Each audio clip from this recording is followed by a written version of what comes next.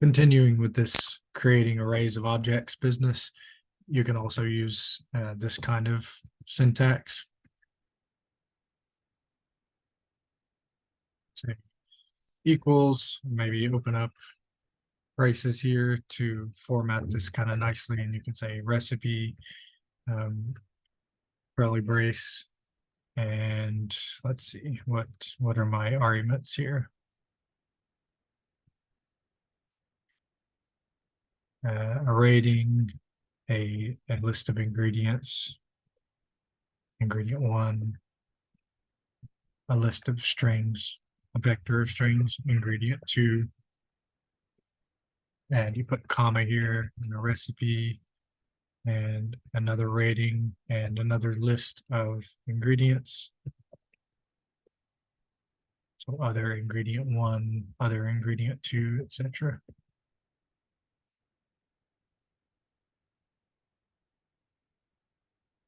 And maybe for this final one, we just call it a default constructor. And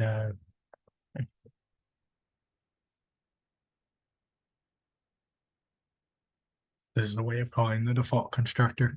And now if we loop through that, we comment out that other code and we loop through this recipe list. Did I forget a semicolon? Yeah.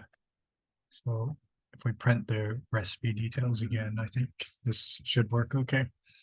So rating is 5. That's that 5 right there. Ingredient list is ingredient 1, ingredient 2. Rating is 10 for the second object. Let's add a new line to this. That looks kind of silly. To add a new line to that function definition and rerun this. So rating 5, ingredients list is ingredient 1.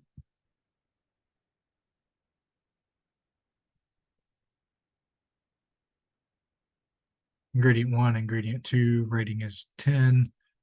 Other ingredient 1, other ingredient 2, and rating is 10. So this is the default constructor.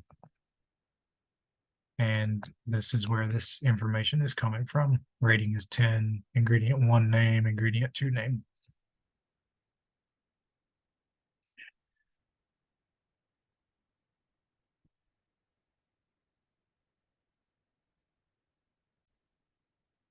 Okay, moving on from arrays of objects, universal modeling language, class diagrams.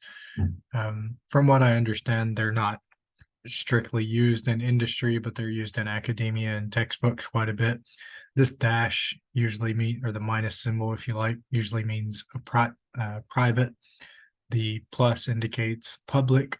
It's a fairly convenient way. A picture is worth 1,000 words. It's a fairly convenient diagram or way to say, I want this class to contain these member variables right here in this box.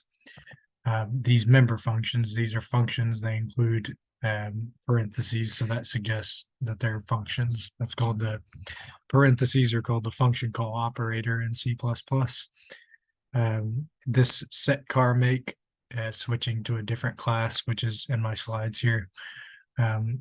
It does what it sounds like. Set the car make, like set it to a Ford or a Toyota. The model, set it to a Sienna, which is a minivan model of Toyota.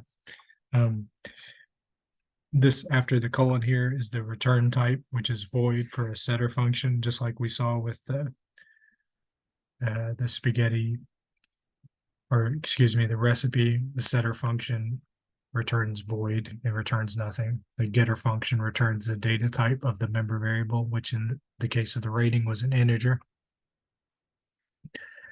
There are the two constructor functions of this cars class that I made, and then there's an additional function that returns a Boolean, and it also takes a cars object to compare two cars.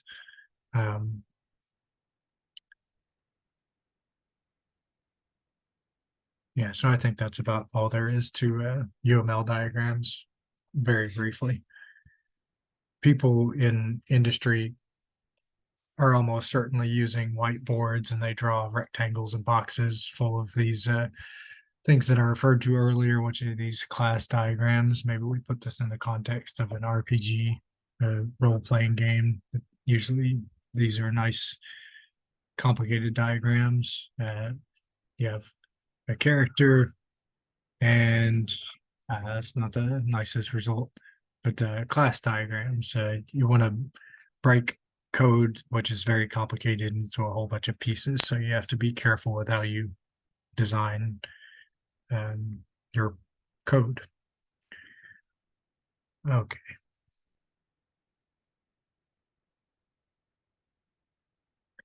I use UML diagrams in a couple of my assignments. These are some other examples of UML diagrams that are pretty typical examples. So to read this, this is a private member variable of the person class, and it's a string type.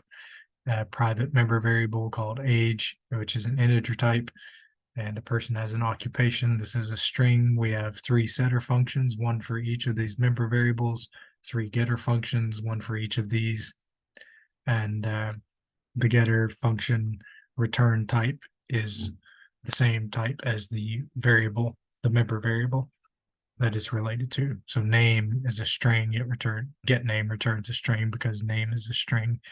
Set name returns void, and it takes a string because name is a string variable. And this is the constructor function for this class because this function has the same name as the class, and it does not have a return type. There is no string over here, or integer, or void, or anything else.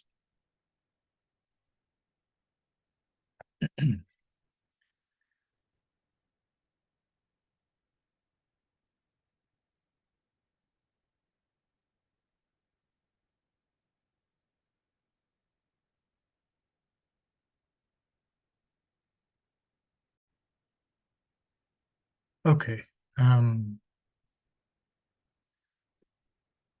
Let's make another class, and let me go ahead and type this out in a comment. I'll make it down below here. Read in data from an input file, and then we don't even need to say input file. Read in data from a file and store in an array of objects. And that's kind of an exciting and powerful, wonderful thing to be able to do. So let's do that. I'm going to comment that out and then hide it. And I just hit Control H to hide all of that code here so we don't have to look at it. And I'm also going to collapse this, and I'm going to make a new class. It's going to be called point, as in point, like X, Y, Z, a point in a coordinate plane. So open up the Solution Explorer and add a new class. So right click, add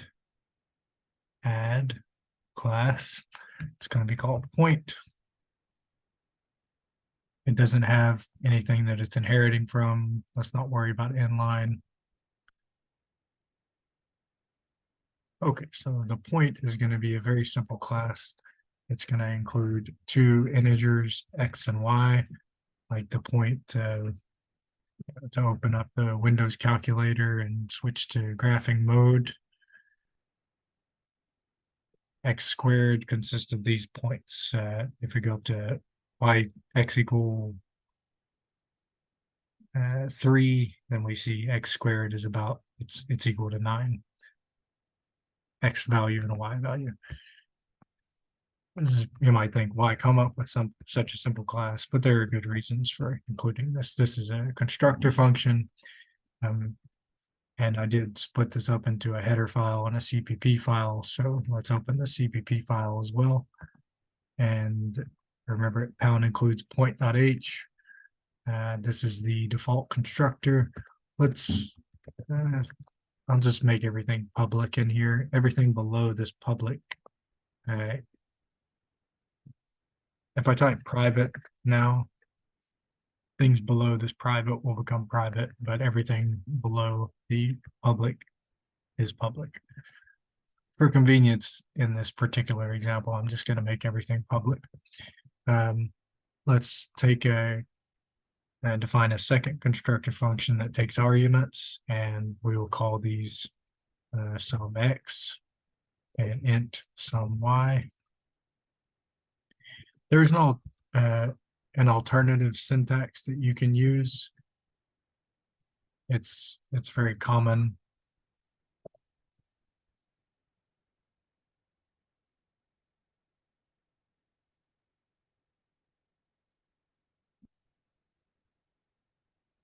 This is let me not get into this for now. Okay, so we have two constructor functions. Everything is public here. Let's fill out the definitions of those constructor functions. We go point, colon, point. And this is the default constructor definition. And maybe we set x equal to -999 and y equal to -999. And maybe we do make those different just for fun. So now that function is defined, but this function is not. We say show potential fixes, create the skeleton definition, and come in here and say x equals sum x, whatever the user passes in, y equals sum y. This is all stuff we've done before. The point here that we're going towards again is read in data from a file and store an array of objects and an array of points. So we want to make an array of points. So points, when we're going to call this point list, I'll just call it points. And maybe I go ahead and call it points list. It consists, let's make a vector of points actually. Dynamic array. Vector of type point. So this is kind of new syntax. We're going to call it points. There's an error here. And what is this? Point is undefined because it's not pound included. I included recipe.h, but not, well, it's just from another video maybe. I took that suggestion. It includes point.h, which again, the double quotes here means that in this case, point.h is in the same file path. If we right click, open folder in File Explorer, you see source.cpp and point.h and point.cpp are in the same folder, which is this folder, right? This file path here, this convoluted name. Okay, so we want to read in data from a file. So let's make a file, right click and add new item. And we can go to utilities and read in a text file, add a text file. Maybe we just call this input file. We would probably want to name it something more specific, like a list of points. Yeah, list of points. Points.txt. And here we are. And 1, 2, 3, 4, 5, 6. Sure. So let's see if we can read this data in and store it. To work with input files, we need to pound include fstream, file stream, pound include fstream. And now we can create an object. Let me say, let me say using standard IF stream, but we're using namespace standard here. So again, apologies about the road noise if that's being picked up by my microphone.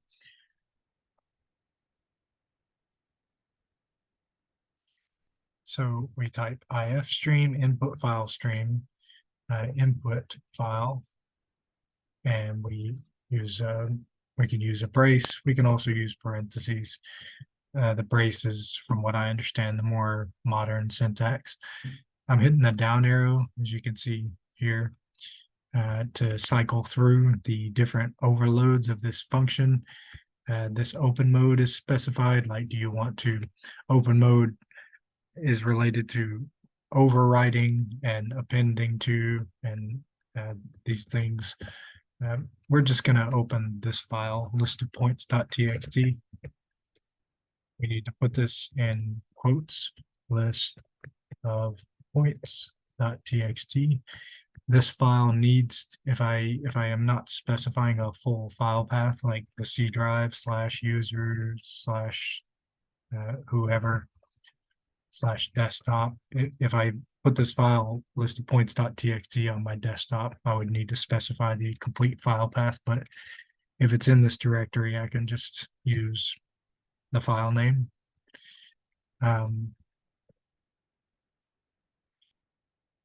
It's a really good idea to check that your file was opened, so we can we can check on that using this type of syntax, which is a little bit, it's terse. It's the opposite of verbose, and it's kind of difficult to understand. I hesitate with this kind of syntax, but it's very commonly used. What this means is, loosely speaking, if the program wasn't able to open the file or find the file, that would be, if it's not able to find the file, this if statement is true. If not, input file.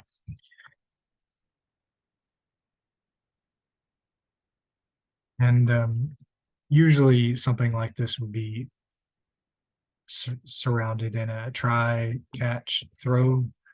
These are called exceptions.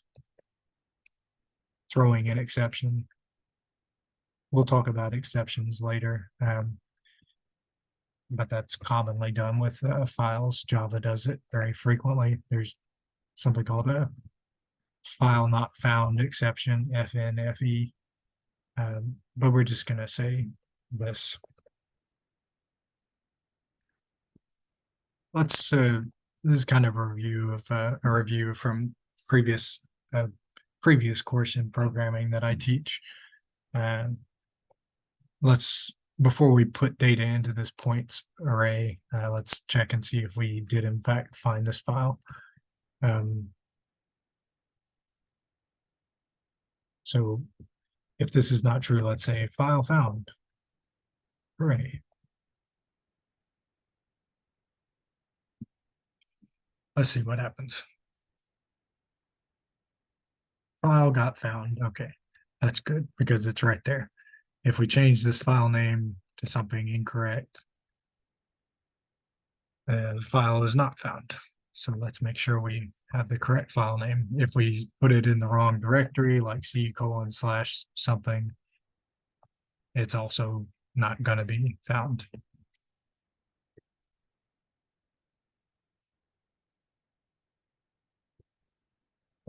So I'm going to go ahead and delete that. Else, if this happens, we're just going to print this message.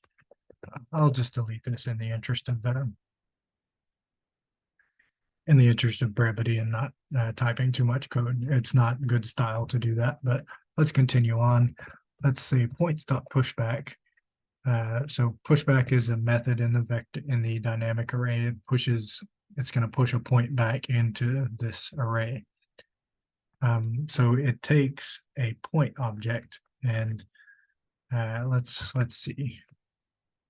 How are we going to read in from this input file?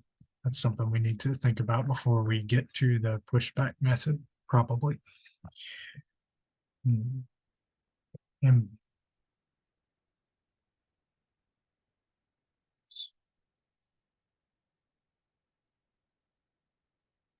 Okay, let's say while not input file dot end of file, we want to read in. So usually if we're not working with files, we use cin, and we use this operator and we store it somewhere. We say string, assuming it's string input, we could store the input from the terminal in a variable. In this case, we're wanting to store a point object.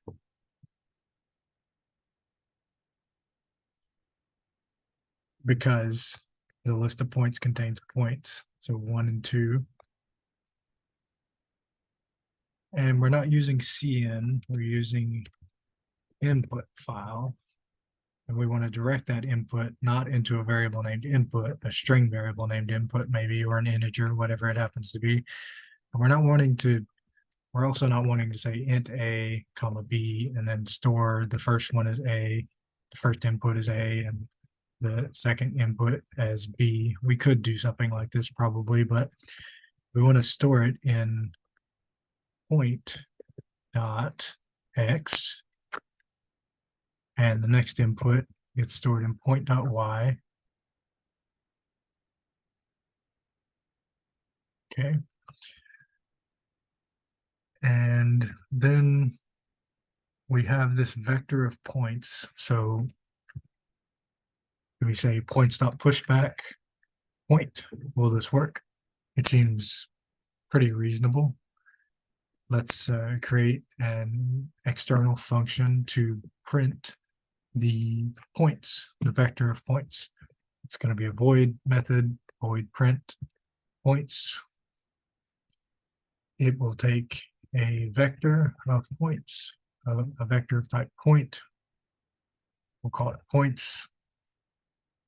There's no conflict of the variable names here because this has local scope local to this function. Shouldn't be a problem. Maybe we would like to pass it by reference, maybe by const reference, so we don't make accidental modification. We pass by reference so that we aren't wasting memory. If we wanted to update this points, like not just print points, but maybe add 2 points or add 2 points, then we would theoretically, we might want to pass by value and update points here. I'm trying to make a few points at once. So let me just switch back to my original. I've been using Control Z and Control Y there. So this function might say so I was typing the auto keyword here, auto point, that is an element of the points list. This is this range-based for loop. If you hover on the auto here, it will display that the type here is point. Auto is automatic type deduction. It's kind of a nice thing to use occasionally. So if you forget the data type that's in your points list here, obviously it's a point, but let's say cout point dot x and then make a tab, and maybe we want to use set width instead, but point dot y.